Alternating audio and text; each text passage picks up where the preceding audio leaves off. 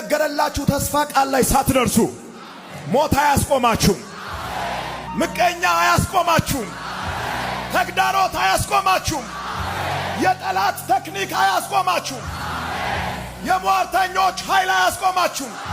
ሰዎች ተስፋ ሲሰጡን የምንጠራጠርበት ዋናው ምክንያት ደካማ ስለሆኑ ነው። ከሰው የሚነገረን ተስፋ ቃል ሊፈጸም ይችላል፣ ላይፈጸም ይችላል፣ በአንድም በሌላ ምክንያት። እግዚአብሔር ከተናገረ 100% ይሆናል። በብዙ ተስፋ ቃል ታጅባችሁ የምትጠራጠሩ ሰዎች እምነታችሁን አንሱ። እግዚአብሔር ታማኝ ነው። በብሉይ ኪዳንም በአዲስ ኪዳንም ስለ እምነት መጽሐፍ ቅዱስ በደንብ አድርጎ ያስረዳል። ከሰማይ የሚመጣውን መንፈሳዊ በረከት ከእምነት ውጪ ኮኔክት ማድረግ እንደማንችል መጽሐፍ ቅዱስ በግልጽ ይናገራል። እሱ ብቻ አይደለም፣ ዓለሞች ከየት እንደመጡ እንዴት እንደተፈጠሩ ማወቅ የምንችለው በእምነት እንደሆነ መጽሐፍ ቅዱስ ይናገራል። ዛሬ ላይ ሆነን ነገን መገናኘት የምንችለው በእምነት ነው። ስለ እምነት ሰዎች መጽሐፍ ቅዱስ በደንብ አድርጎ ይናገራል። እንደ ምሳሌ ባነሳላችሁ ሄኖክ በእምነት ሞትን ሳያይ ወደ እግዚአብሔር ተወሰደ።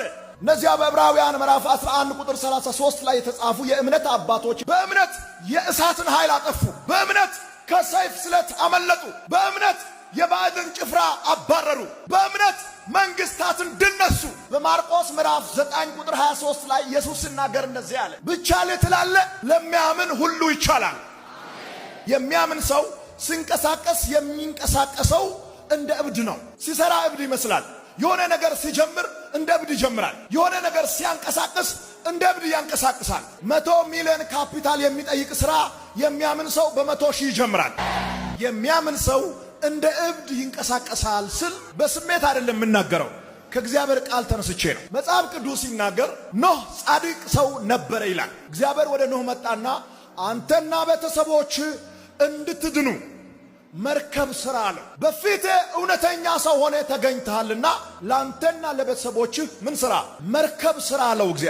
እግዚአብሔር የተናገረውን ቃል ኖህ አሜን ብሎ ተቀበለ። እግዚአብሔር ቦልድ አድርጎ የተናገረውን መርከብ ስራ የሚለውን ቃል ኖህ ሳይጠራጠር መርከብ መስራት ጀመረ። መርከብ የሚያስፈልገው ውሃ ባለበት ቦታ ነው። መርከብ በአስፋልት አይሄድም። ከተማ ውስጥ መርከብ ምን ያደርጋል? አስፋልት ላይ መርከብ ምን ያደርጋል? ውሃ የለም፣ በእምነት ይሰራል። እግዚአብሔር ተናግሮታል፣ የጥፋት ውሃ ይመጣል። ኖህ ችላ አላለም።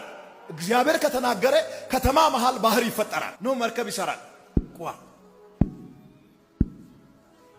ቀንና ሌሊት። ሰውዬ አብዳል ወይ?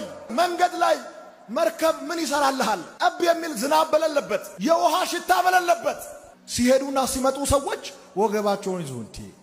ይሄማ በሽተኛ ቢሆን ነው እንጂ ጤና